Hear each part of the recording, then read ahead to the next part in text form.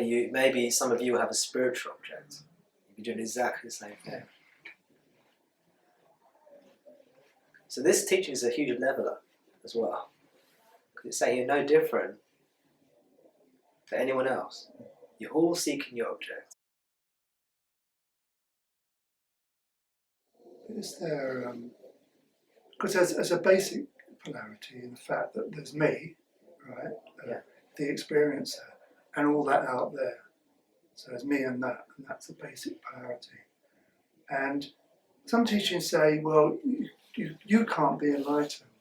You know, the personal ego, or whatever you want to call it, the identity, can't be enlightened. And you've got to get rid of that somehow. And then all you experience is oneness. So it's not you and the outside out there. There's just everything. And so I suppose, I don't know what I'm trying to say here, but getting rid of the I or the experiencer seems to be the goal, the idea. So this is concept, but I'm not sure. It's not doesn't seem possible. You can't really kind of throw it away, or I don't know, stop it working. Or do you know what I mean? It seems to always be there, and there doesn't seem to be any easy way. I mean, you can meditate, and then in that way you can probably get into a kind of state where you're not aware of you and the outside world. But that, as you say, as we said before, that doesn't last. So it's getting to a lasting state where if, like you said before about you can't stop thinking.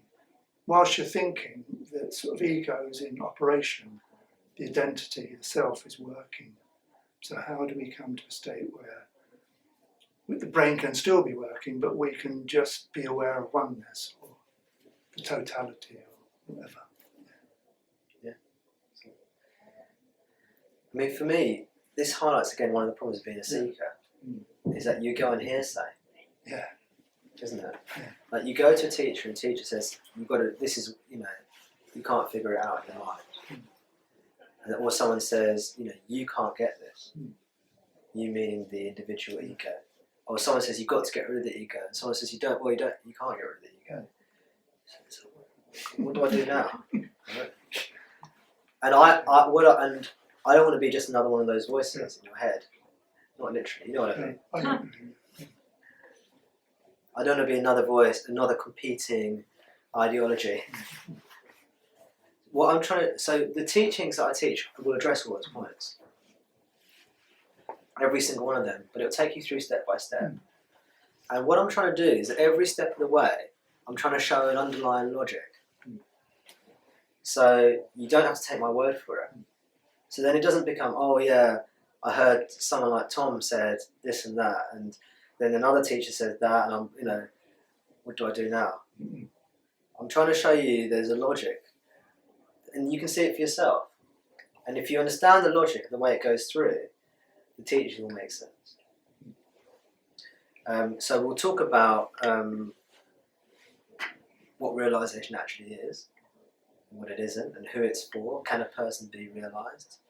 Because we have to define all our terms first. If we don't define the terms, then the words become meaningless. Actually, what is it when someone says you can't get this, and then they've clearly got something? What are they talking about? What can't get this? I think you need clarity, and you actually need to clarity about what the words actually mean. It's very much lacking in this world, in this non-dual sphere. So we will address those points. We might even address some of them today. But you got to get the basics first, and get the logic of it. So it's not about achieving any state of consciousness.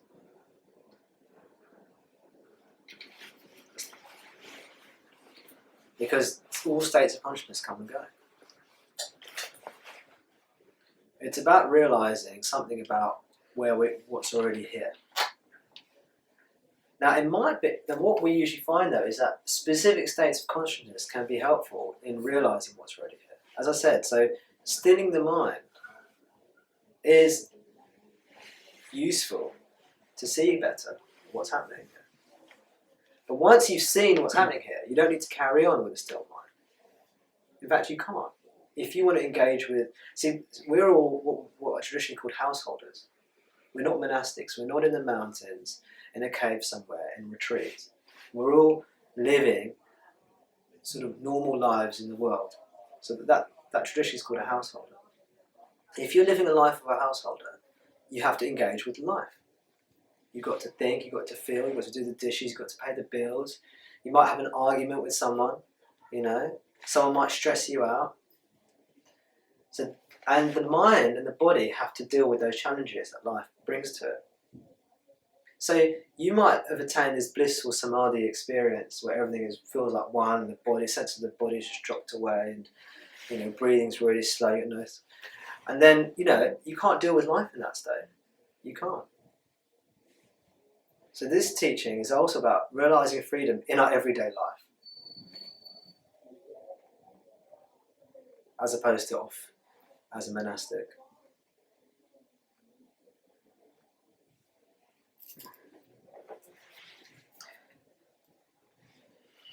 So, look, we also ask a question, where does happiness lie? Where does happiness reside? Do you know what I'm talking about? You know what I'm talking about? You might. So most people, does happiness lie in the objects? Like Do the objects contain happiness inside them? No. I don't. And I made the little joke, didn't I? Like, does the Ferrari have like happiness inside it? You open the Ferrari and there's some happiness there, and you can like have a little drink. Have you seen Trolls, Tom? What's Trolls? It's like a cartoon. No.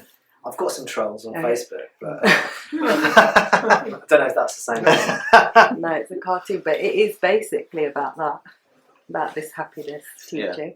Have you watched it? Yeah. It's so. Is it a children's cartoon? Yeah, it's like on the cinema. Yeah. So taking my it's girl. like an object, yeah. Yeah, it's it's like like so something the you get. trolls have this.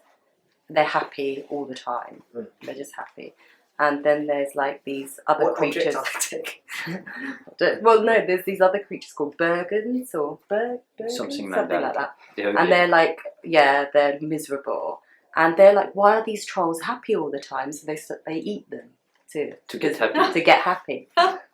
And then the Wow. trolls teach them happiness is actually inside of you. It's And not something that you are. Yeah. It's not. But you would teach that, wouldn't you, if you've been eaten? Yeah, exactly. So it's not enough. it's not enough. But it's really Yeah, I see. Yeah. I know. It's a really good cartoon. So I like it. Wow. Yeah. It upset me.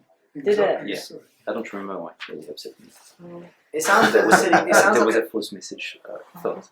Yeah. Yeah. Sorry. it sounds like a silly idea. Does happiness lie in objects? It sounds like it's like it's a bit of a comical question, really. And happiness doesn't lie in any object. And we proved it in certain ways. And a very simple way of proving it is if happiness was in the Ferrari, and no matter who I gave the Ferrari to, everyone would feel happy. And that's just, you know, probably a lot of you here couldn't care less if you had a Ferrari. No. And if I gave you 2 Ferraris, you'd be twice as happy. You know. What in pharmacology is called dose-dependent response. What always kills me is that people who are really, really wealthy, they want to become more wealthy. What's that about, really? It's like they're never satisfied. You know, they've got 8 billion, they've got to have 10 billion or 20 billion. Or what, you know, or they've got to be the richest man in the world. But really, what's happening? Yeah, what's happening there? Yeah, it's sort of, Do you know what's happening there? I guess they're in competition with perhaps other rich people or with themselves. You know, they've got so far to 20 billion. They find perhaps that doesn't satisfy them. So they say, oh, when we get to 30 billion, then I'll be happy. You know. And that's, you know, maybe that's it.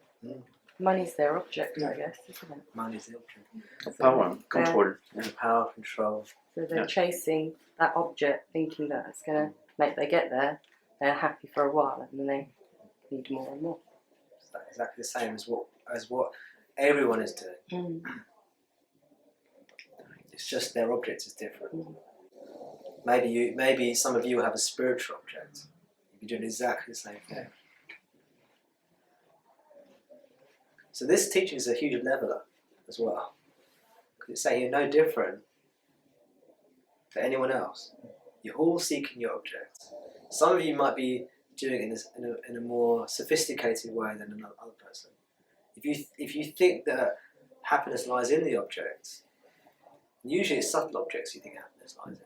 Maybe in, I don't know, a particular relationship or a particular profession, or a particular setup in life.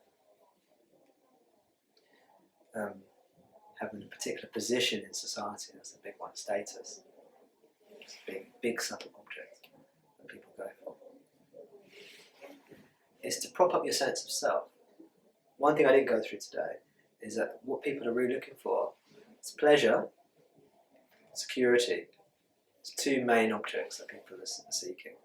Security is two types of security. It's physical security, food, drink, shelter.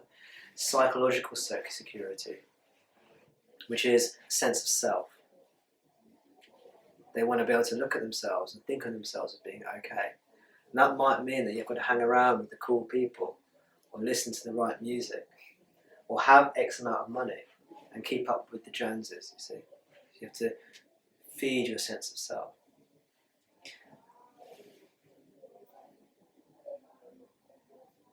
Happiness does not lie in objects.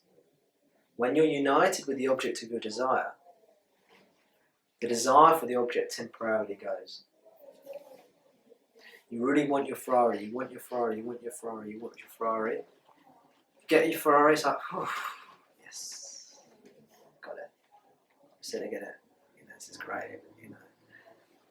And because you're in your Ferrari, you're not desiring it anymore. And you feel happy, because the desire's gone.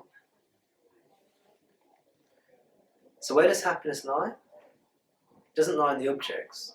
So the teaching provisionally said that happiness therefore lies in the subject. This is how the teaching provisionally works. Later on we'll deconstruct that as well. So happiness lies within us. But we seek it in other things, you see. And spiritual teachings that teach you've got to seek a spiritual experience, it's very subtly saying that you need to find something outside of yourself. You think you're looking inward for a spiritual experience inside yourself, but you're actually looking for a subtle object. And the sooner you understand that, the quicker your search for freedom is, because you can go around looking for spiritual experiences for many, many years, and many, many people do. They look at all the different spiritual paths. There's so many different teachers. They spend a lot of money, and then if they're lucky, I know I'm biased, if they're lucky, they come across a non-dual type teaching,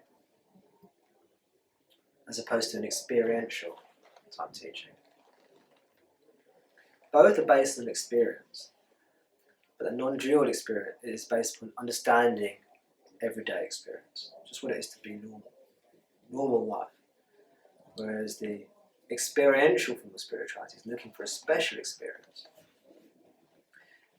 It's a form of materialism, because materialism is that which seeks happiness in objects. Materialists are looking for happiness and pleasure through objects. The spiritual materialists do the same thing. They realise the world of materialism doesn't work, and they become spiritual materialists.